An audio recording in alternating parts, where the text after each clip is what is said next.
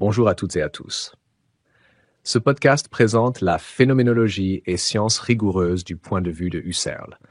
Pour comprendre comment la phénoménologie de Husserl peut interpréter la vie historique des communautés, il faut présenter deux aspects essentiels de son programme philosophique, son projet théorique et sa réflexion éthique.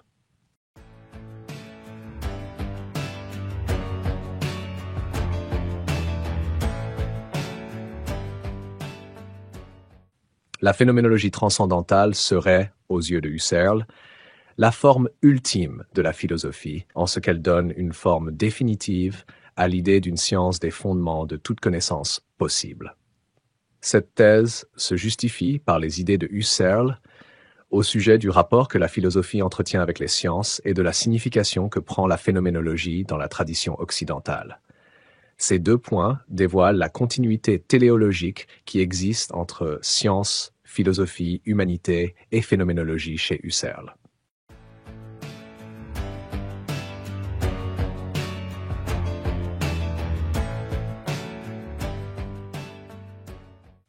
Pour Husserl, la philosophie constitue l'achèvement ultime des sciences. Elle cherche, à partir d'une analyse critique de la connaissance, à garantir l'unité au sein des sciences. Le terme « science » désigne toute entreprise d'organisation systématique de connaissances fondée sur une évidence. Toute théorie scientifique doit être fondée sur une connaissance du sens ultime de ses propres fondements, c'est-à-dire, selon Husserl, une science première. Sans cette dernière, les sciences sont en crise, car elles sont incomplètes, et par le fait même vulnérables à la menace sceptique.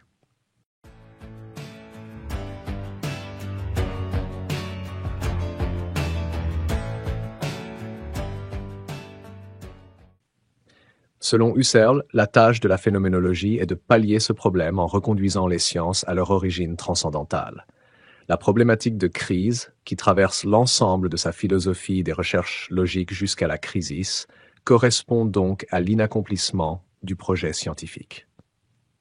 De façon générale, la solution husserlienne à la crise ainsi entendue consiste à dévoiler le sens authentique de la raison qui est révélé par la philosophie phénoménologique.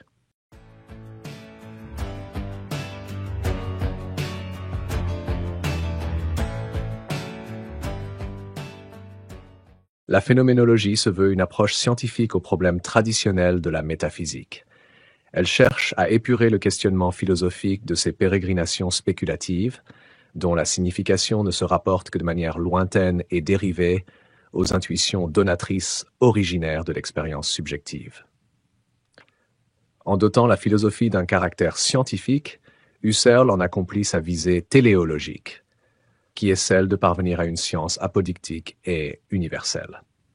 Cela dit, il ne faut pas mal interpréter le sens que donne Husserl à l'accomplissement phénoménologique de la philosophie.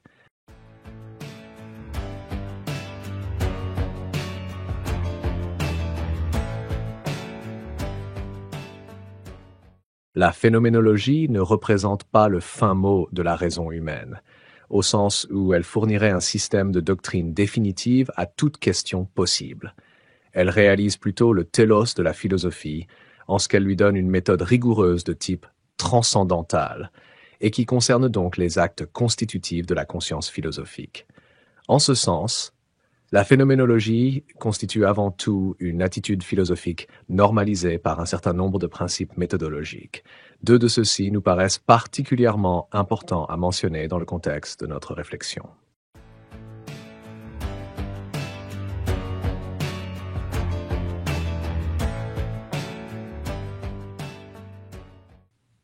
Selon Husserl, la philosophie doit satisfaire l'exigence d'absence de présuppositions, c'est-à-dire la neutralisation des préjugés dans la recherche scientifique. Cette exigence demande l'exécution de deux gestes, l'époché et la réduction. Dans le premier tome des idées directrices, Husserl décrit la procédure de l'époché comme la mise entre parenthèses de ce qu'il appelle l'attitude naturelle, c'est-à-dire la croyance naïve en l'existence du monde extérieur. Il ne s'agit pas, dans l'époché, de nier la validité de cette croyance, mais de la mettre hors jeu ou hors circuit.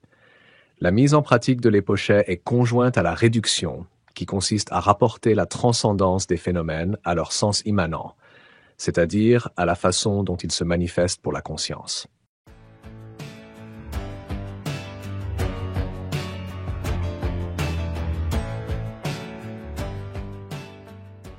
Ces opérations philosophiques répondent au principe des principes, c'est-à-dire à l'exigence de retourner aux expériences pures de l'intuition des objets.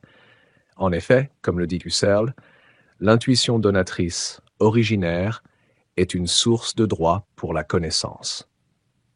Cette expérience originaire du sens correspond au processus de constitution de la signification par la conscience. Il faut entendre par constitution, non pas une pure création du monde par la conscience, mais l'acte par lequel celle-ci reconduit la multiplicité du donné à une synthèse de sens. La conscience transcendantale est, chez Husserl, l'objet central de la phénoménologie, qui s'occupe à en dévoiler les structures essentielles. Elle est le lieu de donation du monde, et donc la limite à partir de laquelle il est possible de donner un discours signifiant sur le sens des choses et du monde.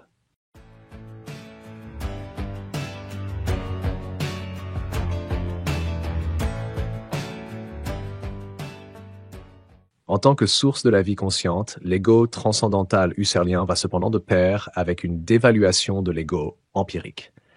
Il faut entendre dévaluation au sens fort du terme. Tandis que l'ego humain demeure contingent et voué à disparaître, l'ego transcendantal est éternel et distinct de tout être factuel au sens habituel et naïf du terme. Husserl rejette ainsi toute forme d'anthropologisme, à savoir toute tentative de rapporter la vie transcendantale à la réalité empirique de l'homme. Si, dans la Crisis, l'ego transcendantal est considéré comme un être culturel et historique, il n'est pourtant pas question d'un être historique dans le monde concret et déterminé.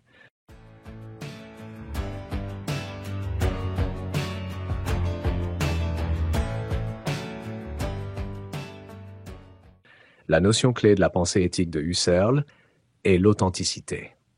Selon Husserl, une existence n'est authentiquement éthique que si elle est consciemment voulue.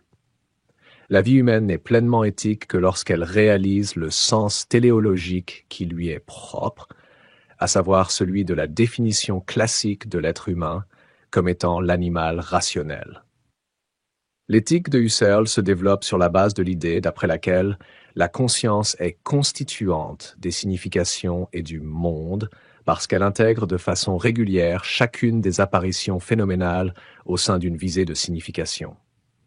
En ce sens, l'unité intégrale de sens de la vie pratique est régie par une idée au sens kantien.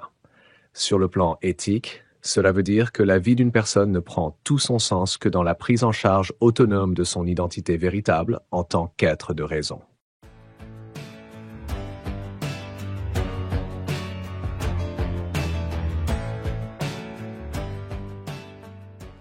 Husserl décrit plusieurs niveaux de conscience de soi, allant d'une vie dans l'insouciance du quotidien, qui est proche de celle de la bête, à une vie menée dans le plus grand sérieux de la vocation personnelle.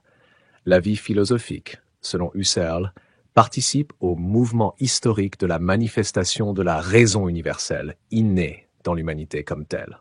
La forme de vie philosophique n'est jamais achevée, car la volonté de prendre en charge sa propre existence relève d'une idée infinie de l'humanité. Elle consiste en une vigilance constante pour respecter l'exigence d'absence de présupposés en vue de donner des justifications ultimes à ses actes et ses croyances.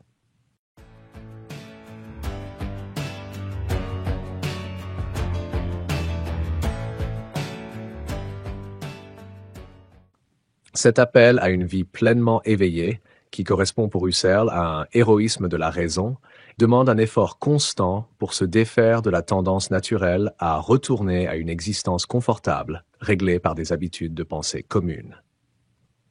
Comme le soutient Husserl dans la Crisis, le philosophe est un fonctionnaire de l'humanité, car son travail consiste à découvrir et préserver le sens authentique de la raison. En effet, bien que chaque tâche soit dotée d'un sens téléologique qui lui est propre, au sens où toute activité tend vers la réalisation d'une visée spécifique, la philosophie est radicalement distincte de l'ensemble des professions habituelles, et ce, pour deux raisons. Premièrement, la philosophie, comme œuvre par excellence de la rationalité, dont ses produits ne sont pas du réel mais de l'idéal, est elle-même le télos de l'humanité.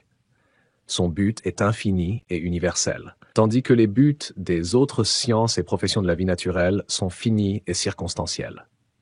Deuxièmement, selon Husserl, alors que la philosophie vise à établir l'universum de toutes les normes, les métiers de la vie naturelle sont restreints à une fonction spécialisée. Ainsi, une vie consacrée avec le plus grand sérieux à la philosophie exige, pour Husserl, une prodigieuse force morale, suffisante pour consentir à l'insécurité spirituelle dans l'immédiat.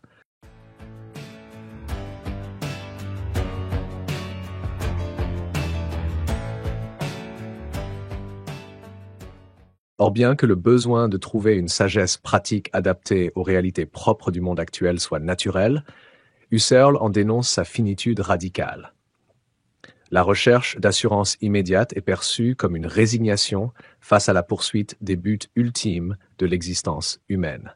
La philosophie cherche à répondre à cette situation et donne ainsi une orientation générale à toutes les entreprises humaines vers un but directeur infini, c'est-à-dire l'existence vécue selon la raison. Cette définition de la tâche du philosophe, que Husserl élabore dans Philosophie comme science rigoureuse, est encore énergiquement défendue dans la Crisis. En effet, le contexte historique amène Husserl à une dramatisation historique de son projet philosophique, donc à approfondir sa réflexion sur le sens de la vocation de la philosophie dans son rapport avec sa propre histoire.